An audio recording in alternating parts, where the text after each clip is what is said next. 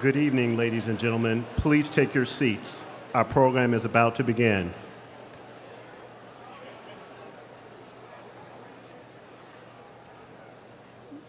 The National Endowment for the Humanities is pleased to welcome you to the 2019 Jefferson Lecture in the Humanities at the Warner Theater. During the program, we ask that you silence all cell phones and other electronic devices. Flash photography is not allowed.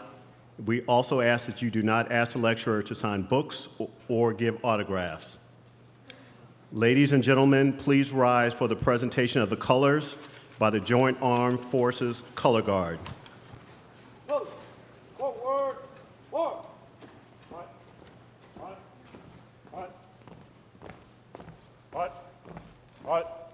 forward.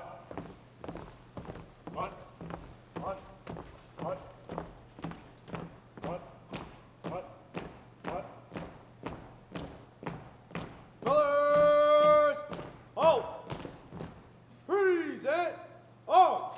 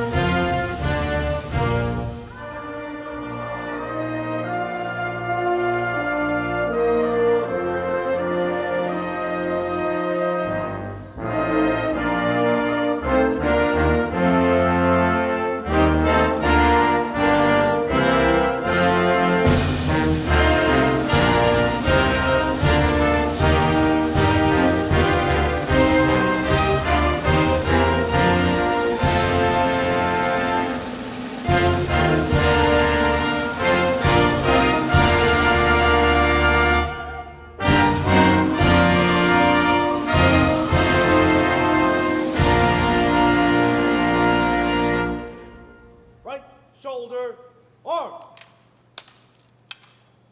Colors. Colors turn. Mark.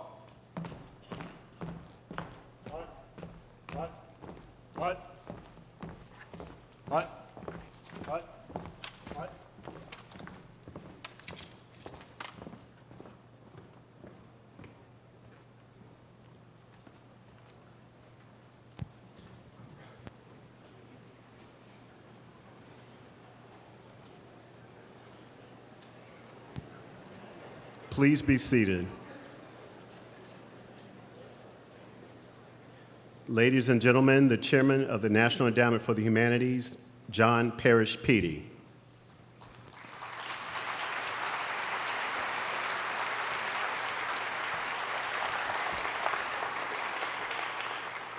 Good evening. Welcome to the 48th Annual Jefferson Lecture, the highest honor that the NEH, on behalf of the federal government, bestows on an individual whose career exemplifies the utmost level of achievement in American intellectual and cultural life.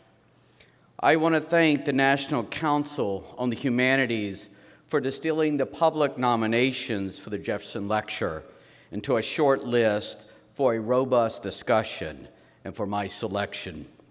This summer, the U.S. Senate confirmed 16 new members of the National Council, the appointed body that makes grant recommendations to be following a peer review process and staff evaluation process. Would all the current and former council members please stand to be recognized?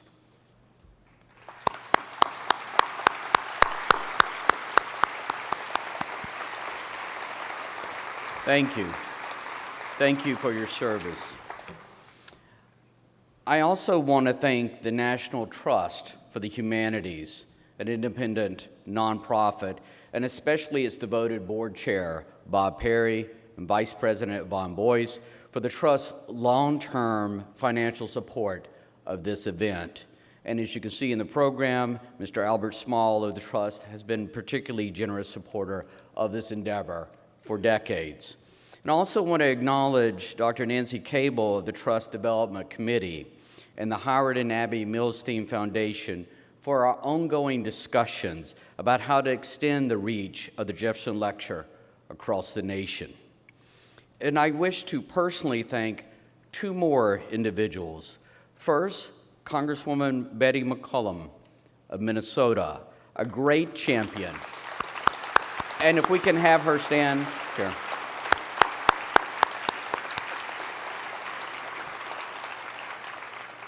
She is a great champion of the arts, of the humanities, of libraries. She is a long-time supporter also of the Hill Museum and Library. So we're so proud that she has taken out time to be here.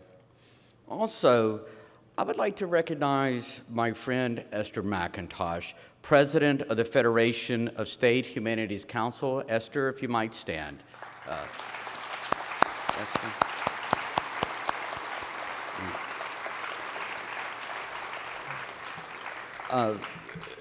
She will be retiring soon, and let me say that I will miss her wise counsel and her warm laughter, but I know also a bit about how retirements work in the humanities, and so I have no doubt that she will be supporting our endeavor for a great deal longer. And lastly, and essentially, I want to recognize the 140 federal servants, public servants, my colleagues at the Humanities Endowment for their tireless efforts. They keep the humanities front and center on our bookcases, on our television, our radio, at movie screens, at museums, of libraries, of history centers, and of course in our classrooms, and not least of all here at the stage at the Warner Theaters.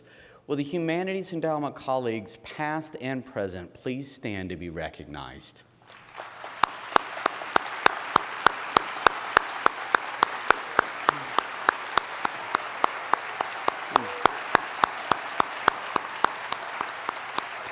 Thank you. And whenever you have an event with a great deal of speaking, as we'll have tonight, I think I'd be remiss if I didn't recognize our signers who are sharing this story in other ways.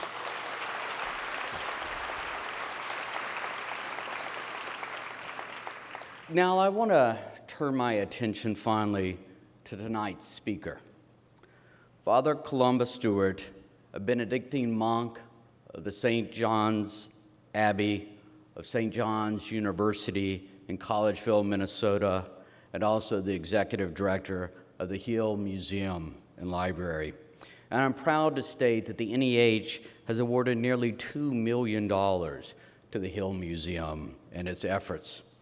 As Father Columba will explain, since the 1960s, the monks at the Hill Museum have been photographing handwritten manuscript collections in Europe, and now in Africa, the Middle East, and Western Asia. Today, their virtual reading room makes available a truly singular collection of more than 50 million handwritten pages dating back to the Middle Ages.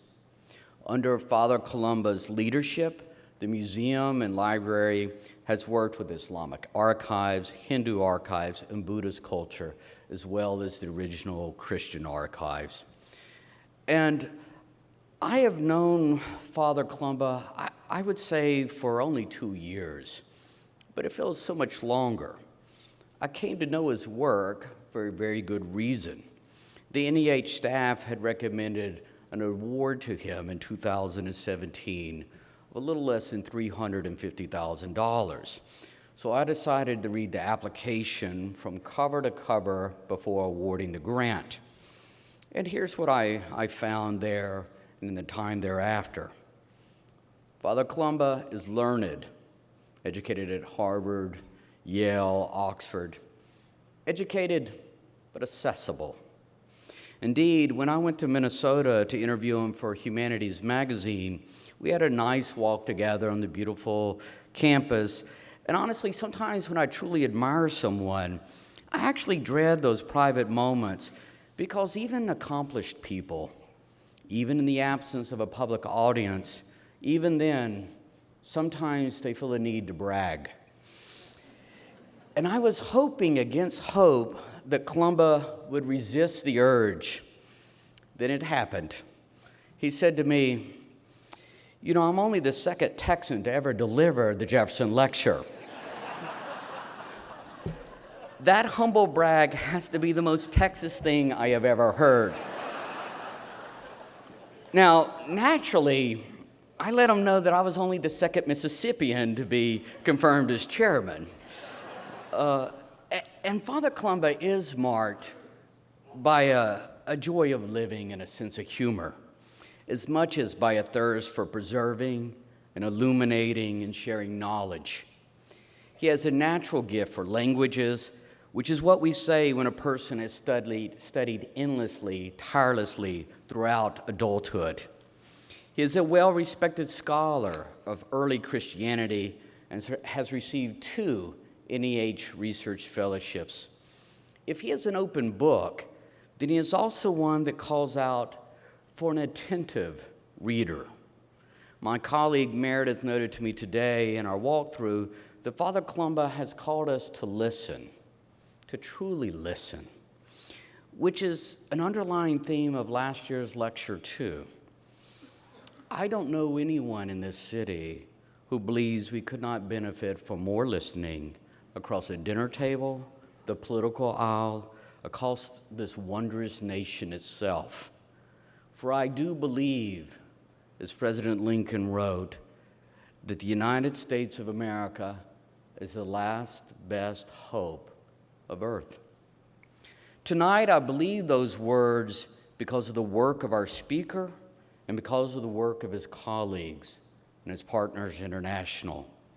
Often, our nation's greatest efforts are rooted in service beyond our shores, whether that means those who wore the uniforms in 2 world wars, or whether one is speaking of generations of Benedictine monks and their black habits doing their part to preserve the records of a certain way of coming to terms with the nature of our very existence.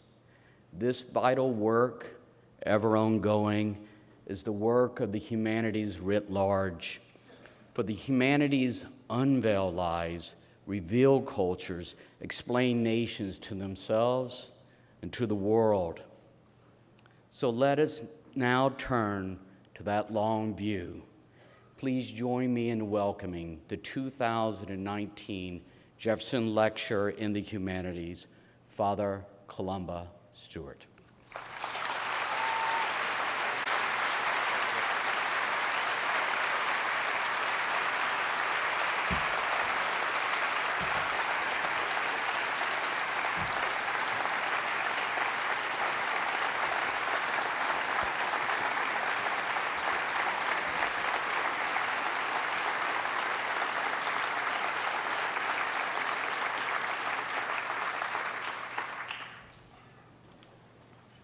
Wow. Chairman Petey, distinguished guests, ladies and gentlemen, what a delight and honor to be with you in this beautiful and historic place. This evening, I will speak about many things, about monks, about manuscripts, the work of our organization, the Hill Museum and Manuscript Library, which we call HMML. If you know German, you get it.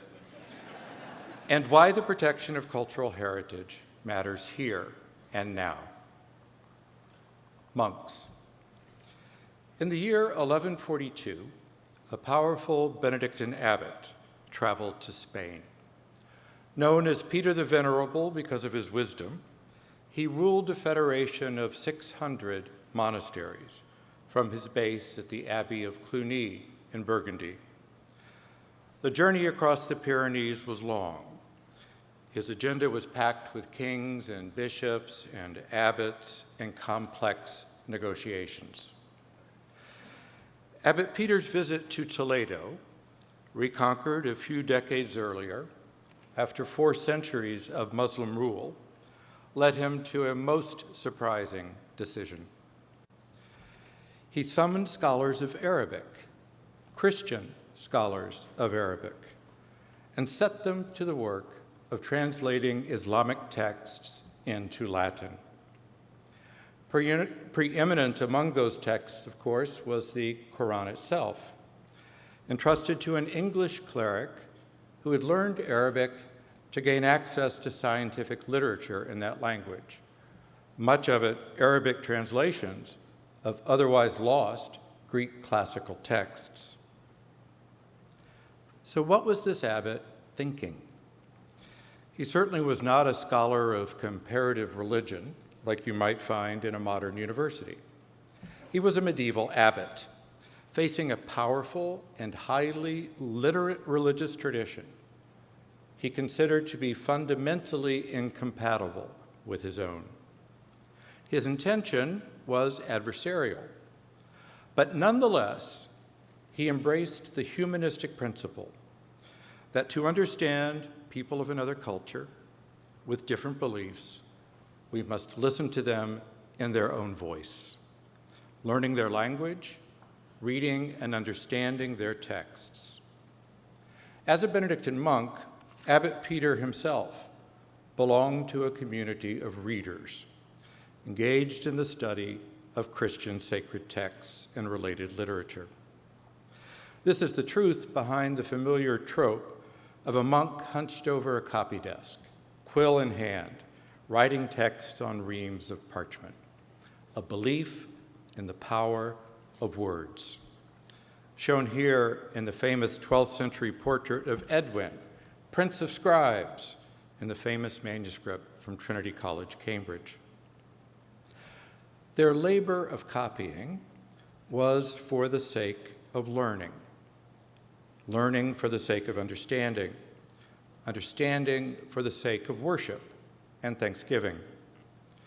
Abbot Peter could see that the same was true of the followers of Islam. That shared experience made intellectual engagement and debate possible. We monks put down deep roots and try to cultivate, through our communal monastic practices, the grounded humility that Greek philosophers and their Christian heirs characterized as learning to dwell with the self. At its best, this monastic stability, as we call it, frees the mind to roam widely and to make unexpected applications of what it finds. Alongside the theological tomes in a monastic library would be texts of philosophy, grammar and mathematics, astronomy and history, medicine and law. You may not realize that Benedictines have always been inventors or early adopters of technology. Clocks were developed in the West in the Middle Ages to wake monks up for early prayers. And the introduction of movable type and mechanical printing came as a great relief. The second book printed on Gutenberg's press was a Benedictine Psalter. The humanist instinct that I'm describing threads its way through the long history of my Benedictine tradition. Tonight you see me in the traditional monastic garb that is our formal tribute to our heritage. But the work I do of applying the Benedictine tradition of preserving human thought for the contemporary world requires a much more versatile wardrobe, one adapted to the desert of Timbuktu, the combat environment of Mosul, or the secular environment of the modern academy. As the old saying goes, cuculus non facit monachum, the habit doesn't make the monk. But commitment to the humanities surely does. And so manuscripts. That medieval monk in your mind's eye, or as we just saw, is preoccupied with a manuscript. The same is true of this modern one. Even though manuscripts, handwritten books, are at least a couple of technological stages behind the way that we typically access information today, we still rely on them for our access to the past. Consider, anything written before the invention of printing has come down to us in the form of a manuscript. A surprising number of texts in manuscripts have not yet been printed or put online, and we keep finding new texts in manuscripts that have lain hidden for centuries. And in many parts of the world, printing came late or was little used, meaning that even less of the literature of those communities is available in modern formats. To know what is most important to such people, to understand the questions they asked and what gave them purpose and identity, we need to read their manuscripts. Manuscripts matter even for well-known texts, because each manuscript is unique. Each copy of a printed book will be exactly the same as the others. Not so for manuscripts. The text will vary from the same writings found in another manuscript because there was no standard edition from which every scribe would copy. Those differences might be slight or substantial, even to the point of changing the meaning of the text. Scribes would also polish a text by smoothing out the spelling or grammar. They might amp it up, or they might tone down controversial passages. Nor were they infallible. They always made mistakes. The cumulative effect of all of those human interventions is that every manuscript must be approached on its own terms, as a particular incarnation of the writings it contains. Framing the texts are readers' notes in the margins, as you see on this manuscript of Islamic law from Jerusalem, and the little ruler on the right is what we use in our digitization projects. But it's also found in ownership inscriptions on the flyleaves or the scribe's sign-off at the end. These elements reveal the hands the manuscript passed through to reach us, and they offer us clues as to how its content were received and understood. Together, you might say, they form the manuscript's cultural genome, and thus allow us to place it within a cultural lineage. Now, you will find thousands of manuscripts in the great libraries of Europe and North America. They're on display, available for study, typically cataloged, and well-known to scholars. Much of what we think we know about the global past has been written on the basis of manuscripts in the British Library, the Vatican Library, the French Bibliothèque Nationale, and their peer institutions. Their collections of Latin and other European manuscripts are vast and comprehensive, and those collections account for the great majority of surviving Western manuscripts. But when we consider the other cultures represented in those great libraries, our footing is less sure. All of those manuscripts came from somewhere else, another continent. The spoils of war and colonial expansion, like the artistic treasures in our major museums. The manuscripts taken to Western libraries, then, provide only a partial view of their source cultures. To rely on them alone is akin to looking at a mummy in a museum display and presuming that on that basis we understand ancient Egypt. What about the manuscripts the Europeans and American collectors and explorers never found? Or what about the cultures they weren't interested in plundering? HMML. The project I lead began in 1965 as an effort by our monastery to microfilm Latin manuscripts in European Benedictine libraries. It was 2 decades after the devastation of the Second World War, 3 years after the Cuban Missile Crisis, and a very chilly phase of the Cold War. Our founder, Father Oliver Kapsner, feared that European Benedictine heritage would be vaporized if there were a World War III. Monte Cassino in Italy, the mother abbey of Benedictines, had been totally destroyed in 1944. A nuclear war would be far more devastating. There was not anything we monks in Minnesota could do to protect the churches and the cloisters, but we could microfilm their manuscripts and keep a backup copy in the United States.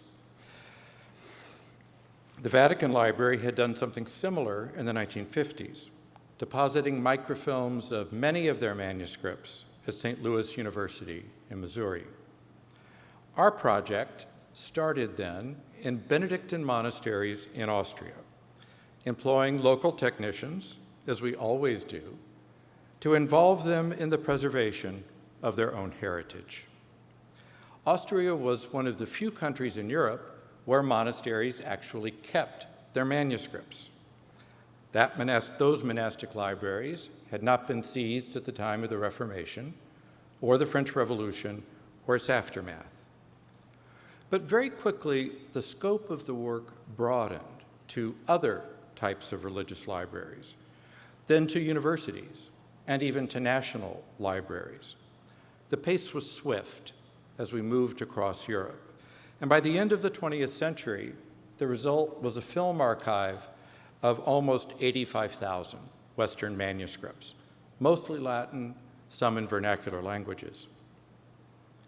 But along the way, there came a serendipitous event that changed the course of the project.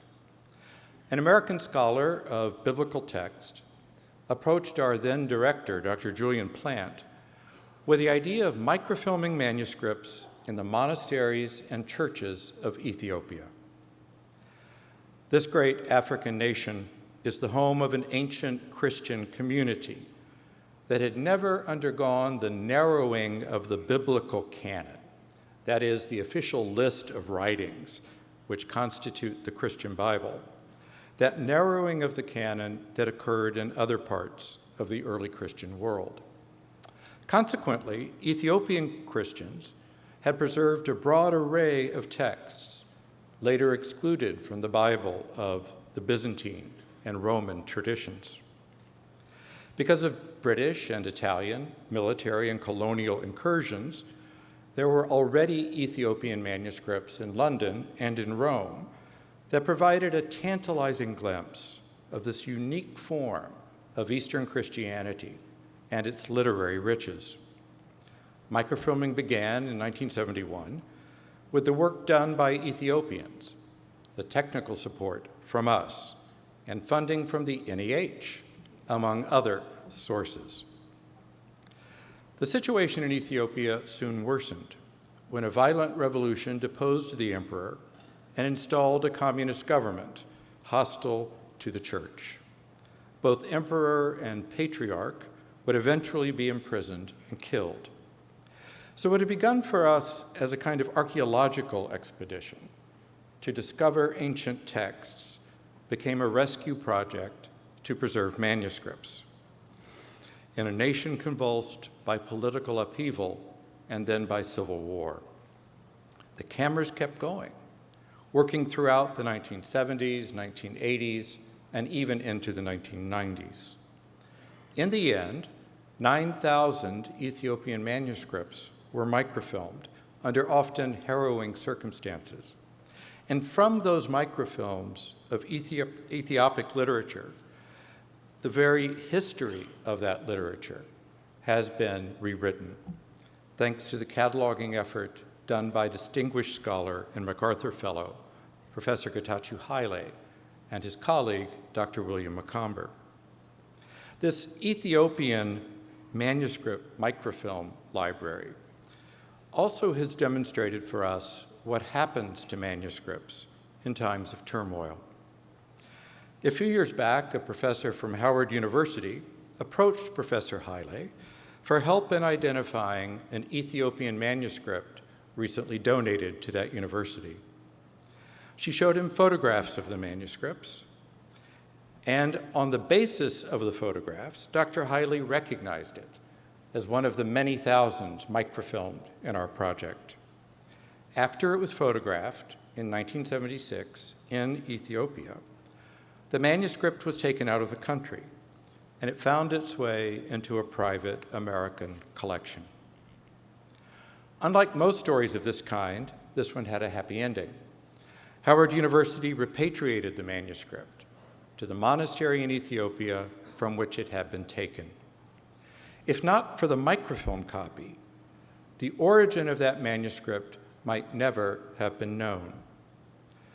Like the many artifacts in our libraries and museums, the manuscript, had it remained here, would have continued to be isolated from the place and the other manuscripts that provide a context for its interpretation. Sadly, more typical is the case of another, even more valuable Ethiopian manuscript, also microfilmed in the 1970s.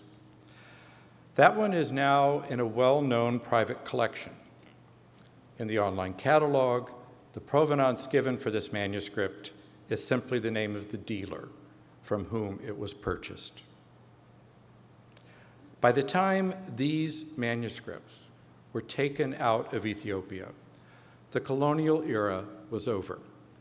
International protocols and national laws regulated the export of cultural heritage. Neither of these manuscripts should have adorned a private collection or enriched a dealer. Meanwhile, the people of Ethiopia struggled to survive a brutal government, a civil war, famines, and epidemics. These stories illustrate two of the greatest threats to cultural heritage right now: the desperation that leads people to sell off their own heritage in order to feed their families, and the profiteering by those who exploit that misfortune. The Ethiopian project inspired another serendipitous, or dare I say, providential, chapter in our work. Just after the turn of this millennium, Orthodox Christians in the country of Lebanon asked for our help in dealing with the aftermath of the civil war that had ended about a decade earlier. Collections had been moved, valuable manuscripts had been stolen and held for ransom, some had simply disappeared. We therefore launched a project in northern Lebanon in April 2003, and by unhappy coincidence, it began at the very moment that American ground forces were approaching Baghdad in the Second Iraq War. Lebanon had settled down, Iraq was heating up. No one could anticipate what would come next. As our work in Lebanon expanded, we extended the project to Syria, forming partnerships with several church leaders in Aleppo, as well as Homs in Damascus. Things were going well, and we even found a partner in Iraq. But then in 2011, Syria itself began to unravel as the spirit of the Arab Spring spread across the region.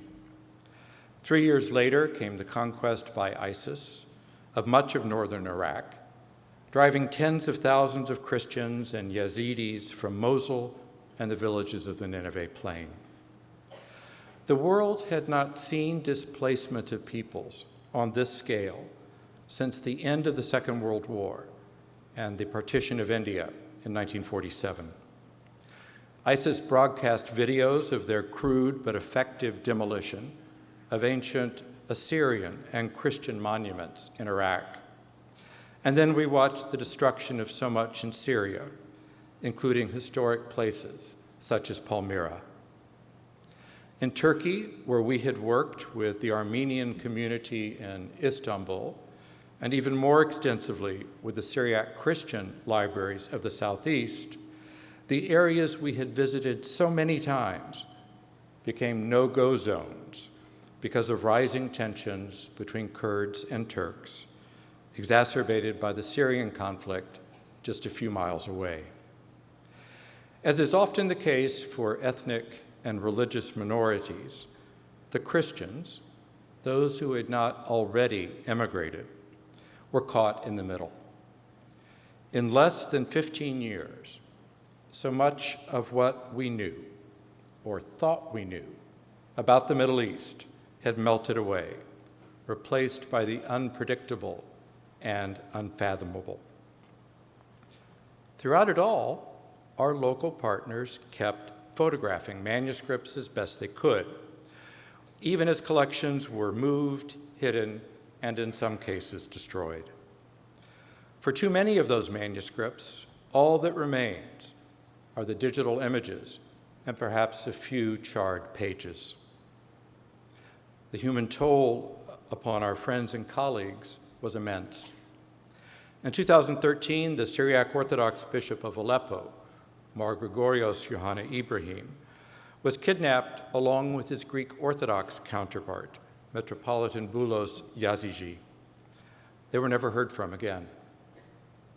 Mar Gregorios had been an enthusiastic supporter of our work with his community's manuscripts in Aleppo.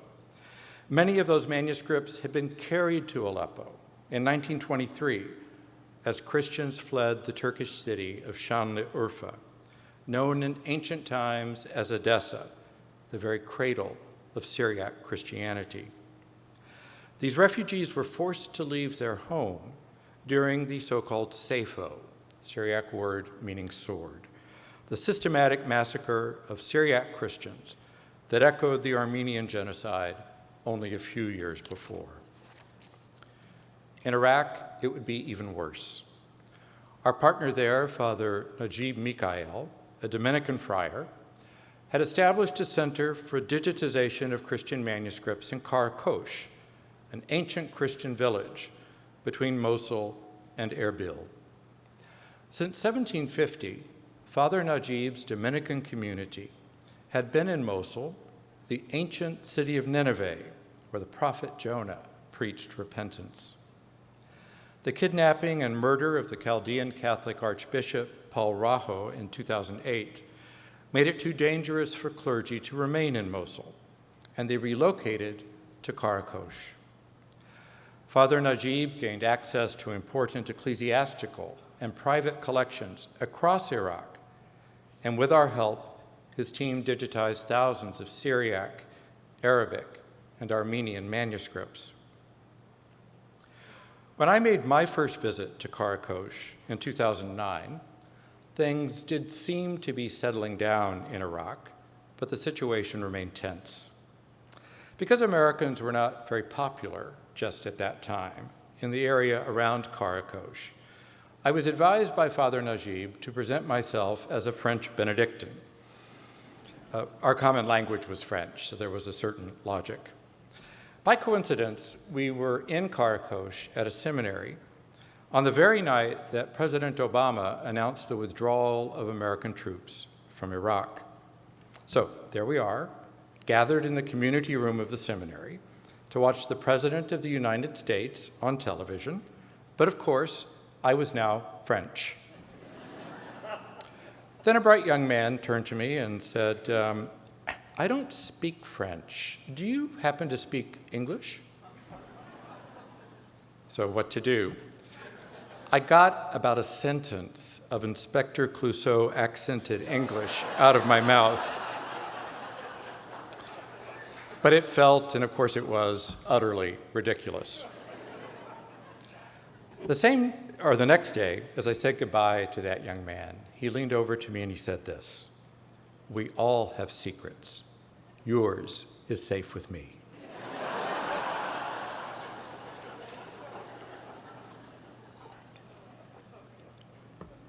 Over the years, things improved, attitudes softened, and I was welcomed wherever I went. Then came the summer of 2014, the summer of ISIS. When news broke of the fall of Mosul, I was in Jerusalem. As soon as I could get through to Father Najib, I assured him of our support and asked how things looked. It did not seem at that time that ISIS, having taken the city of Mosul, would start to move east into the Nineveh plain, home of these minority communities, including Christians and Yazidis, and former home of ancient Jewish communities, which had been forced to leave Iraq in the mid-20th century. That village of Karakosh, Father Najib's village, was guarded by Kurdish militias as part of the outer ring of defense of their autonomous region with its capital at Erbil.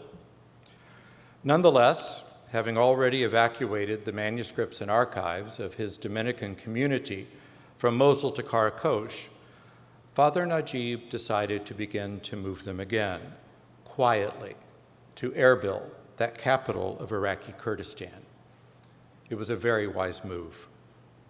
On the morning of August 6, 2014, the Feast of the Transfiguration of Jesus, ISIS was advancing, and the Kurdish guards in Karakosh retreated. Residents of that and the many other villages of the Nineveh plain had hours to grab what they could and carry it to Erbil, traveling 40 miles in the heat of Iraqi summer. I visited them many times in Erbil, marveling at how they managed to recreate a kind of village life, even in the refugee camps. Unforgettable among them was Nimshe, an elderly Yazidi woman in traditional dress, who showed me a safety pin with a medal of the Virgin Mary on one end and a small silk bag containing dust from the tomb of a Yazidi saint on the other. Her daughter-in-law had trouble conceiving, and so Nimshe went to a Christian church to pray for the help of the Virgin Mary. The prayer was heard. That kind of intercommunal contact, this occasional blurring of boundaries, was common throughout the region until the shocks of our present century rendered it impossible. As the refugees started over in Erbil, ISIS was demolishing ancient Nimrud with barrel bombs, destroying the artifacts of the Mosul Museum with sledgehammers, and dynamiting churches. The manuscript collections were portable and easy to hide, but only after the retreat of ISIS from the Nineveh plain in 2016 and the final reconquest of Mosul in 2017 did the picture become fully clear. Major manuscript collections in Mosul had indeed been destroyed, leaving behind only the digital images and a few damaged volumes. And here you see a manuscript from Mosul that did not survive. Most collections outside of Mosul, however, had been saved, moved at the last minute, successfully concealed. This was the case at Mar Behnam Monastery, where some 500 manuscripts were hidden behind a false wall and never discovered during the 2-year occupation of the monastery by ISIS. When the monks returned to their now wrecked and defaced monastery, where ISIS had blown up the shrines of the saints to whom the monastery was dedicated, they found the manuscripts intact, safe in their hiding place, a still beating heart in the battered and bruised body of their cloister. I began this lecture with Peter the Venerable for a reason. For a Benedictine monk to partner with a Dominican friar or a Syriac Orthodox bishop to preserve Christian manuscripts is understandable. It may not be so readily apparent why our project at HMML has become so involved with digital preservation of manuscripts belonging to Muslim communities and Africa, the Middle East, and South Asia. Several years ago, I was at a conference devoted to Islamic manuscripts, and I gave a presentation, an overview of the work that we do. During the Q&A, a member of the audience stood up and declared, "What we need are Muslim Benedictines."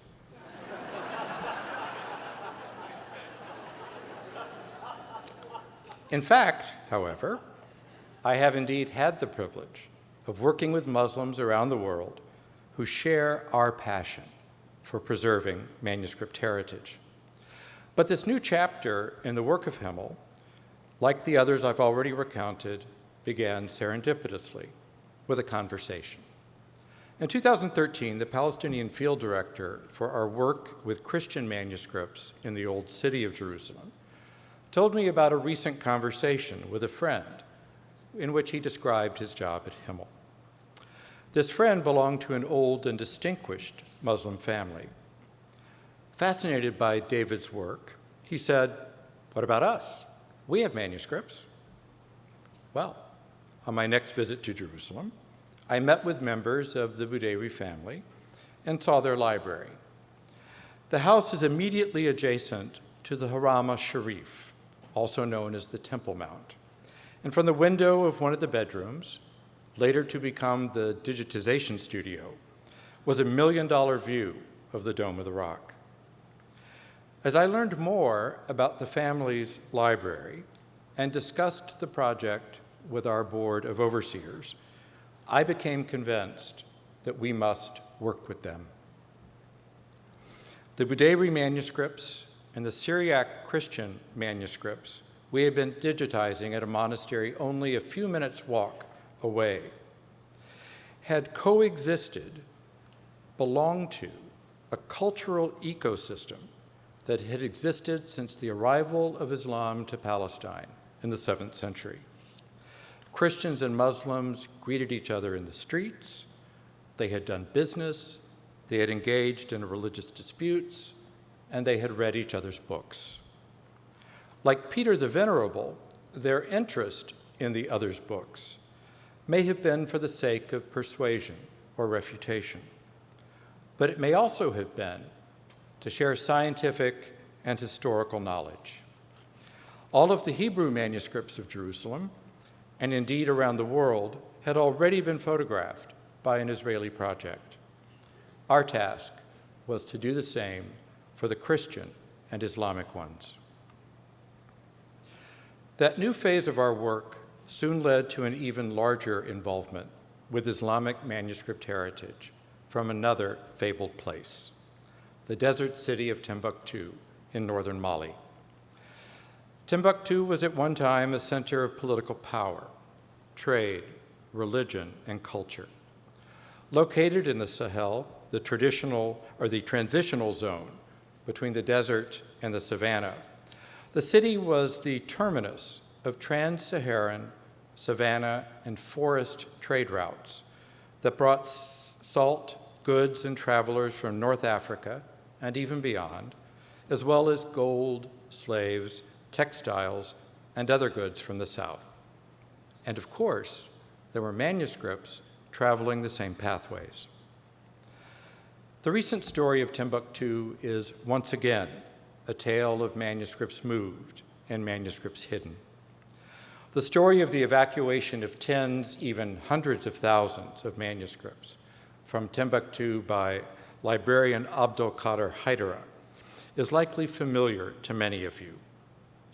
Knowing that something was coming, as Father Najib did in Iraq, Dr. Haidara quietly sent the manuscripts of his own family's library and those of more than 30 other families up the Niger River to Bamako, the capital of Mali, just in case the threats of religious and ethnic rebels groups to capture Timbuktu and purge its culture of supposed non-Islamic elements should come to pass.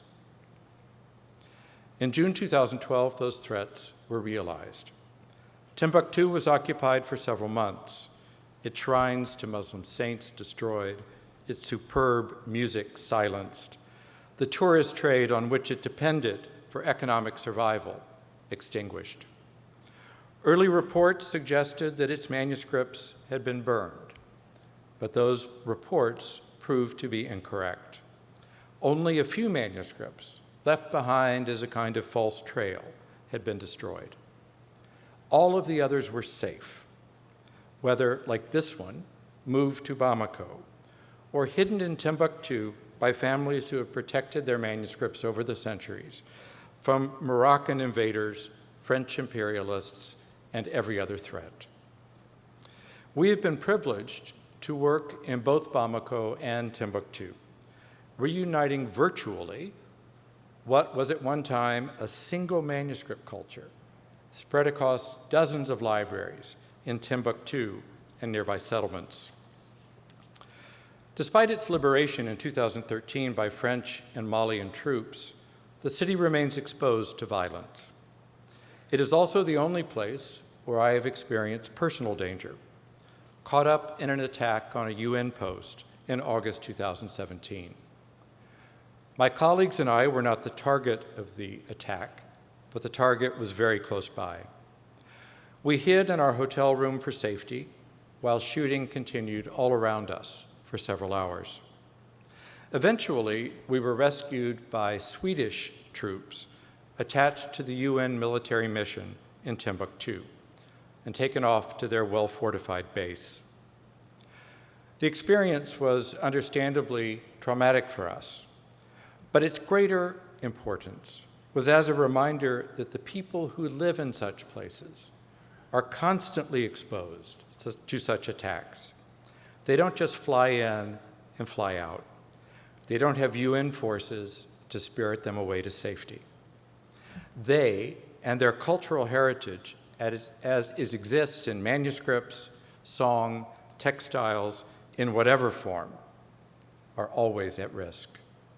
Our efforts to help them and the occasional inconveniences we might experience are the completely inadequate least we can do. Why it matters, here and now. The intellectual pathways we trace in our preservation efforts reveal the original Internet of Things, the manuscripts that traveled in a merchant's chest, in a monk's pocket, or a pilgrim's pouch across the known world. The ideas written in them were translated into new languages. They challenged conventional assumptions. They summoned forth creative replies. Their power was in their words, words usually read aloud in the way of traditional reading. As they read, they heard another person's voice in real time at the pace I am speaking to you now. It is often said that Jews, Christians, and Muslims are people of the book, even if not of the same book. In fact, we were and are all three traditions, people of many books, as are also those who follow ancient philosophies or other great religious traditions. In those books are stories, reflections on stories, ideas spun from human observation and experience, attempts to trace how our universe exists and functions in space and time. These books changed the world because their words were heard. They were taken seriously enough at times to prompt rebuttal or controversy, admiration or adoption, but they were heard. We are at great risk today of losing the capacity to listen, and therefore losing our ability to understand. The opening word of St. Benedict's rule is appropriately "Absculta," listen, illustrated by this painting by Fra Filippo Lippi in the National Gallery. The discipline of listening is now an endangered art. Equally endangered are the stores of wisdom contained in the manuscripts of the world, targeted by those fearful of difference or threatened by imaginations broader than their own. Those old books become caught in the indiscriminate destruction of war and left behind by the displacement of their owners. The wisdom contained in them is eroded by the forgetting that besets a diaspora community that has been severed from its roots, resettled in a strange place, and often undergoing the slow but inexorable loss of its language and distinctive ways. It has been my privilege over these years to meet these communities on their own ground, even if they subsequently lost it. Our team at HMML have worked with them to ensure that their deposits of wisdom, their libraries of handwritten texts, the voices of their past can join the global conversations of the digital era. And we do it side by side as equals, as I do here with the Grand Imam of the Djungara Bear Mosque in Timbuktu. What happens when we fail to listen? or forget the wisdom of the ancestors? I have said that the opening word of the monastic rule I follow is listen to the words of Scripture, to the events around you, to the stirrings of your own heart. When we fail to listen, when we miss or misread the signs of the times, the result can be catastrophic. Peter the Venerable was abbot of Cluny at its zenith. 6 centuries later, the monastery and its great church were plundered, and its library burned. At one time, Cluny had represented a grand reform of the Benedictine monastic life. At its end, it represented everything that the poor had come to hate about the concentration of wealth and power in church and aristocracy. No institution, however venerable, is immune to the consequences of forgetting its ideals or ignoring the voices of its critics. And we Catholics know this only too well.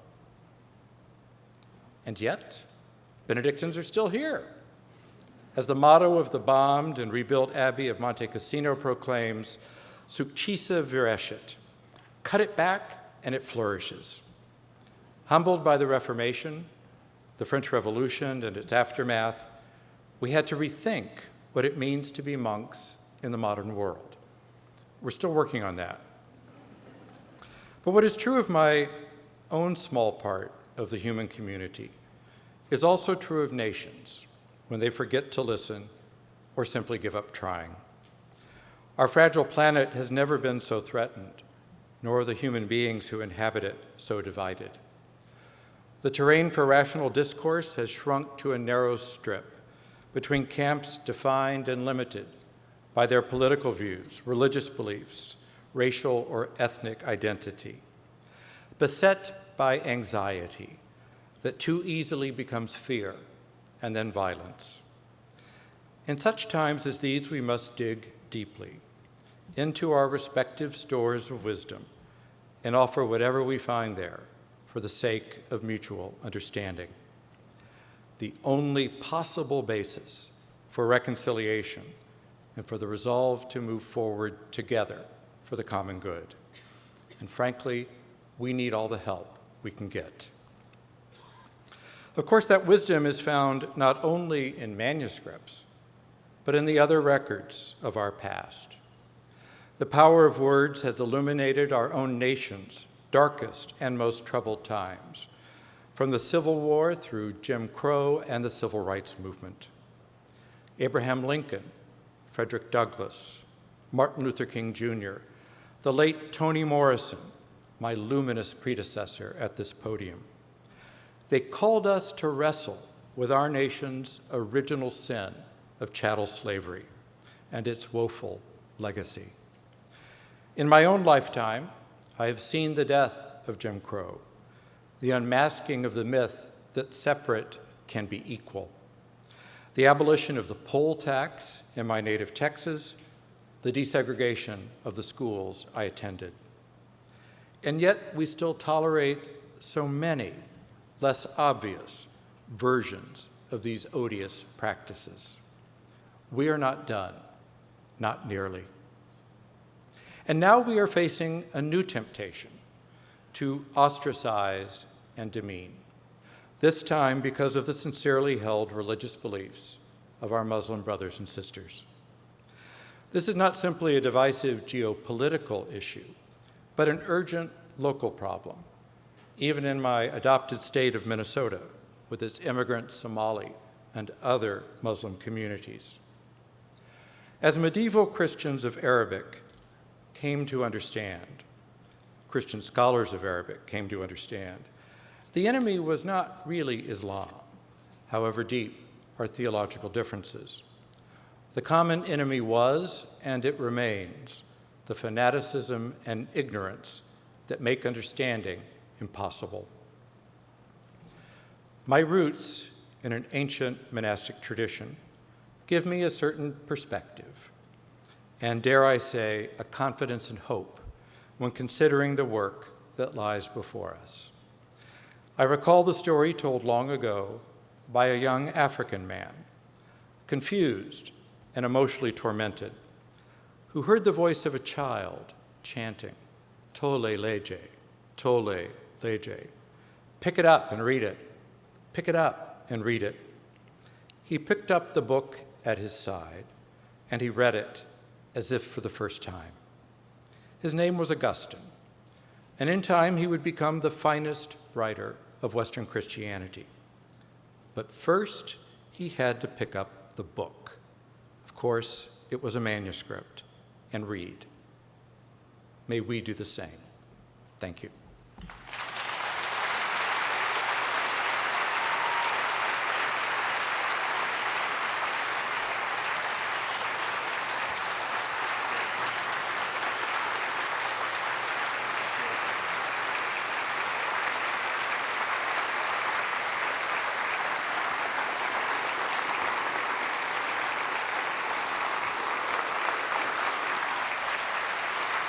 Father Columba.